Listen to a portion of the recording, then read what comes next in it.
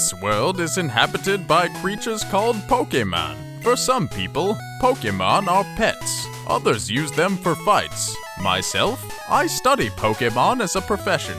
First, what is your name?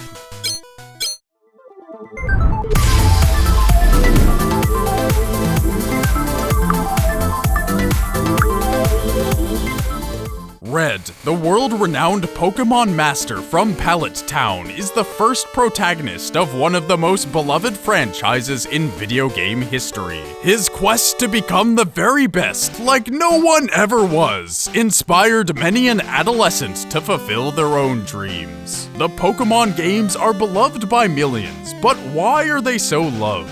What makes this first adventure so dear to us, and what role does Red play in that connection? Let's venture into the tale of Red, and how this 11-year-old trainer from Pallet became the catalyst for a lasting Pokebond to this very day. Red wakes up like any ordinary day in his mom's house, playing his Nintendo Entertainment System. You can tell he's a spoiled kid because he has an NES and a computer in his room. In the 90s! Also, his room is the entire second floor of the house. Some only child shit right there. This little ball of sassafras then walks right past his mom without the slightest glance or goodbye to begin his quest as a Pokemon trainer. Professor Oak stops him from getting killed by the ferocious level 2 Pidgeys between Pallet Town and Viridian City by giving him a Pokemon of his very own choosing.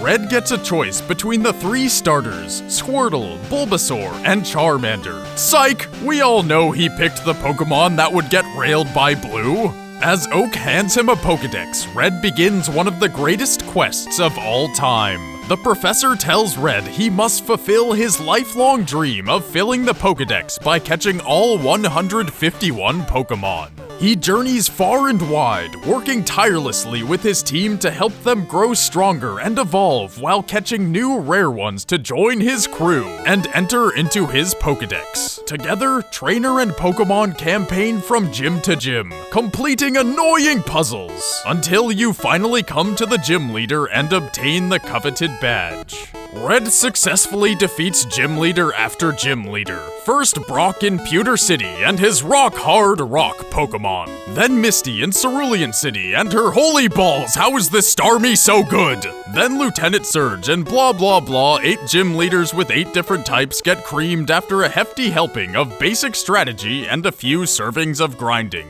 Red's rival, Blue, who is on a pretty decent rampage himself, always seems a step ahead and for some reason keeps wanting to smell Red later. Weird guy. Oh, and along the way, Red infiltrates the international criminal organization Team Rocket and beats their boss Giovanni so handedly that he reconsiders everything he has ever believed in. Not bad for an 11-year-old kid with a silly hat. By this point in the original games, we've spent a good amount of time with Red and the world of Pokemon. Red's journey isn't easy. Hell, it isn't even always fun. Despite the fact that we are playing a game, how fun is it to do this? That's annoying! But we endure it. We take the good with the bad because we become emotionally invested in Charmander and friends. There are many reasons for this. Of course, nostalgia plays a role in why the original games in Pokemon have stayed close to our hearts, but it's more than that.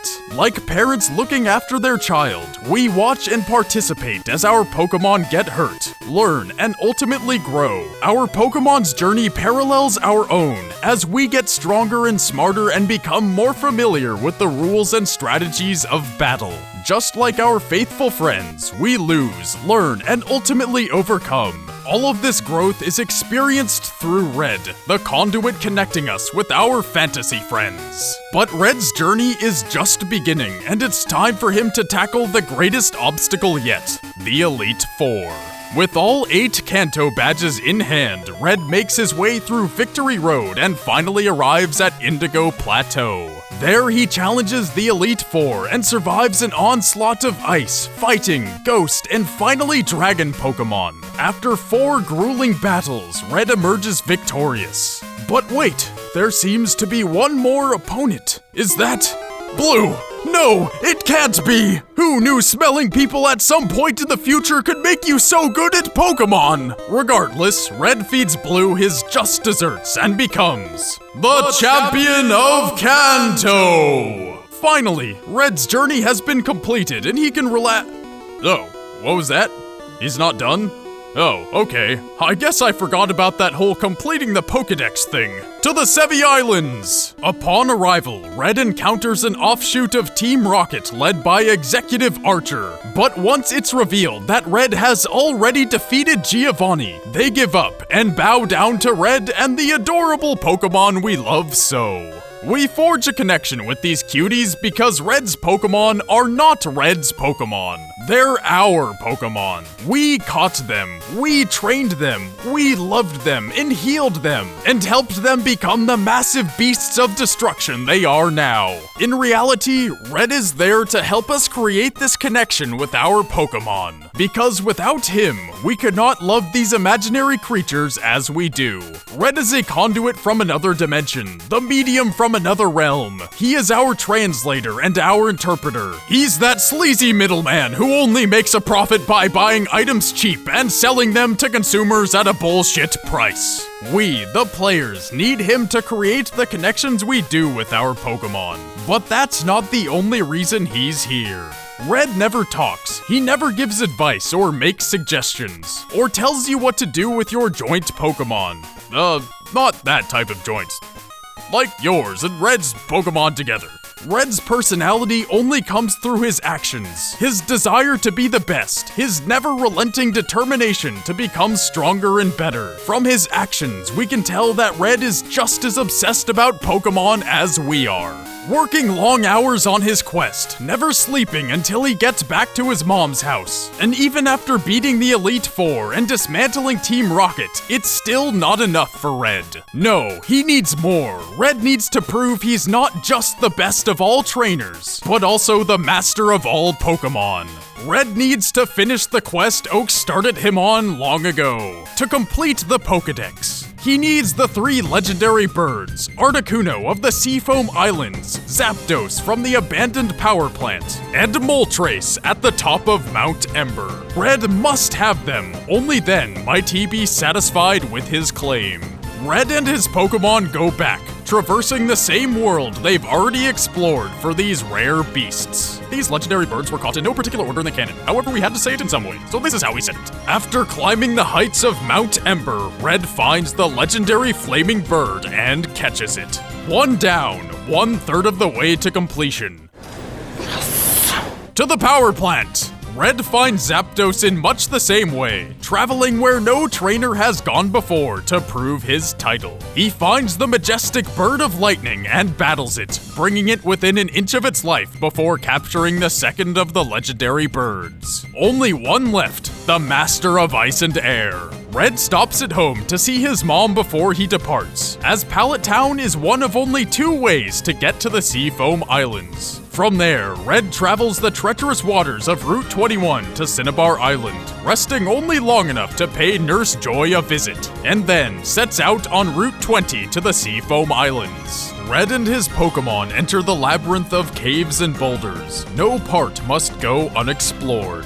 After hours of searching and forcibly blocking off a waterfall to stop its current, Red finds Articuno's underground island. Here, on the last leg of his journey, we watch as Red wills his Pokemon to exert all their strength. Here they go! Nice move! This is close! Can they do it? Will Red's Ultra Ball hold? He did it! He caught the last legendary Pokemon! Now you can finally relax, Red. You've done all you can to prove that you are the best, like no one ever was. Wait, Red, where are you going? Shouldn't you go home? What cave is that? How did you hear about this place? What Pokemon is that? Mewtwo, a clone of the legendary Pokemon Mew. My god, Red, you must be insane to think that any trainer can master such force. In the depths of Cerulean Cave, the epic struggle takes place. Mewtwo, the most powerful Pokemon in Kanto, is locked in battle with Red's our Pokemon. Blow for blow, swift for swift, Mewtwo seems unbeatable until, yes, an opportunity. Ultra Ball, come on, baby! It just needs to hold Whoa! I can't believe it! You did it, Red! You finally completed your Pokedex and realized Professor Oak's dream. Suck it, Blue! Okay, now, after all we've been through, maybe it's time for a break.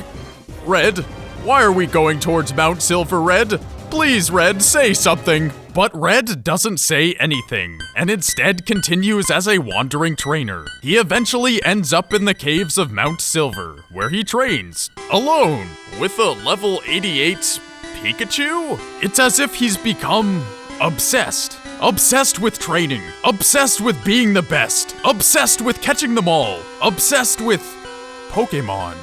Red's fixation goes so deep that he loses touch with the people close to him. He no longer even calls his mother anymore, not even for a simple hello. And by the time Gold challenges him nearly 3 years later, Red can't even communicate with another human being.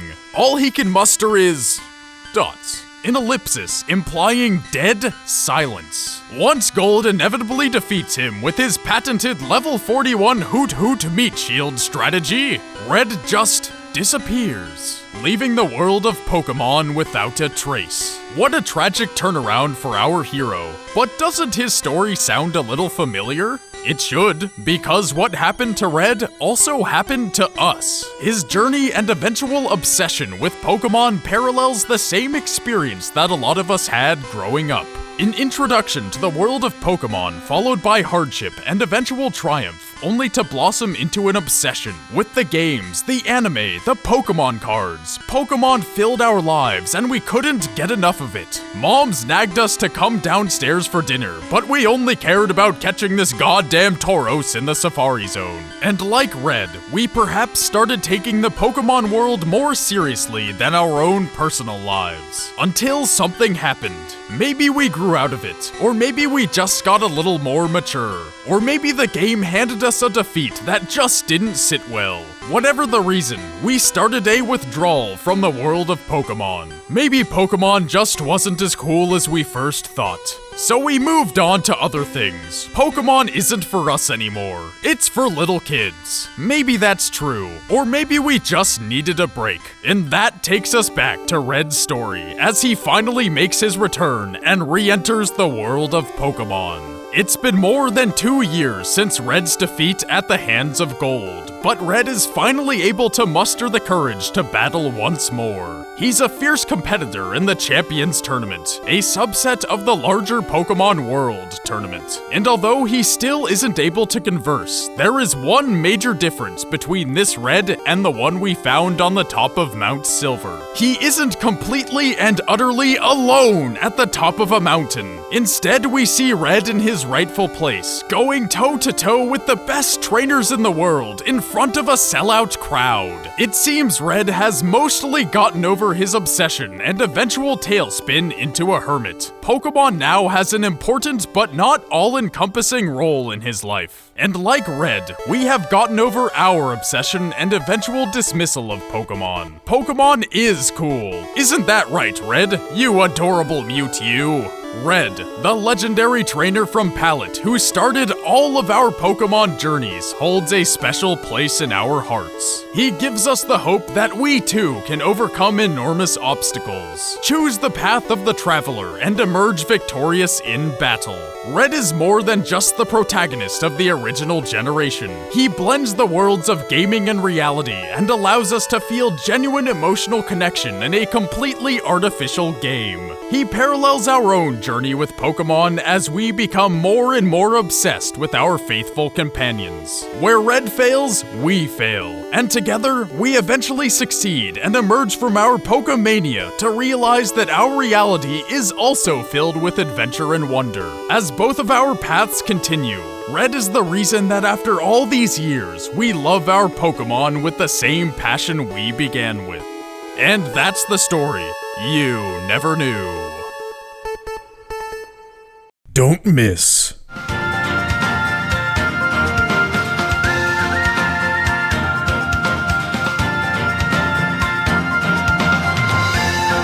Coming soon. So you made it this far. You must have liked the video. That one looks good too. But so does that one.